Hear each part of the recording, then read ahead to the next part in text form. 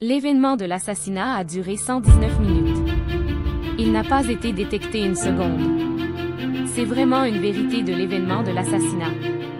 Il faut savoir qu'il y a 2 minutes que l'on a détecté l'assassinat de Prométhée. Il a été détecté 14 photos. Il y a 6 minutes que l'on a détecté l'événement de l'assassinat de Chiyu. Mais il n'a pas été détecté les photos importantes.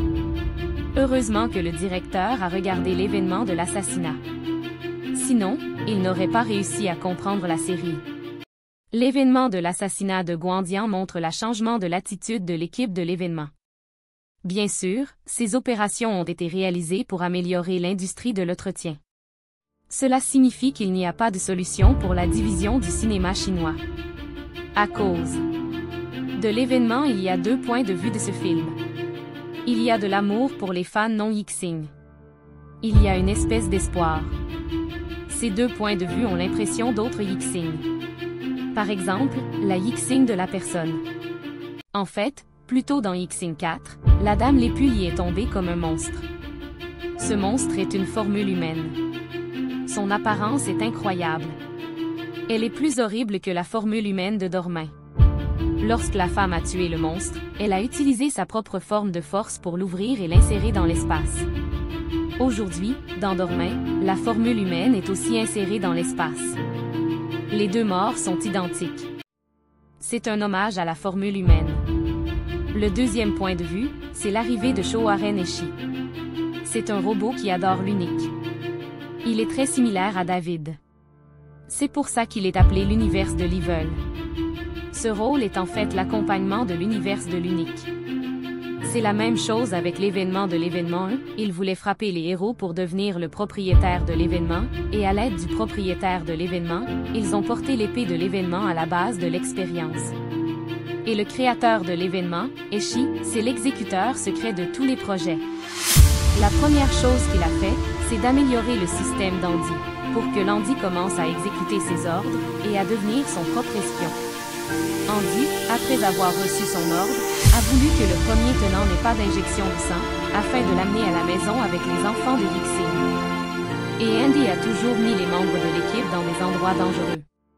Il voulait que tous les membres de l'équipe soient détruits par Yixing, et qu'ils les fassent tous des exemples d'expérience. Jusqu'à la dernière minute, la dame a donc renouvelé les données d'Andy et l'a permis de se libérer. Elle est alors devenue la dame de la gauche et de la droite, et a commencé à guider l'équipe vers la réussite. En même temps, le plan d'Eshi a été complètement exposé.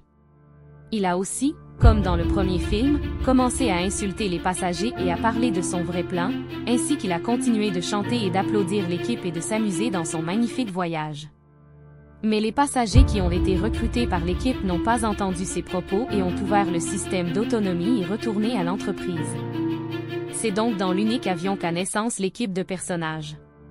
C'est aussi la 2e équipe de personnages dans toute la série. C'est ce qu'on appelle l'évolution de la vie. Pour étudier une vie parfaite. Ils pensent que l'humanité n'est pas parfaite, qu'elle n'est pas capable d'accomplir de longues tâches de colonisation de l'espace.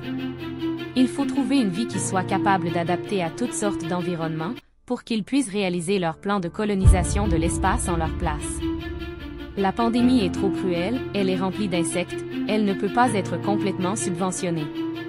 C'est pour cela qu'ils ont commencé à étudier la pandémie humaine. La pandémie humaine, c'est évidemment quelque chose qui peut être contrôlé. Ils vont finalement traverser l'éternité et s'intégrer dans la vie du bébé.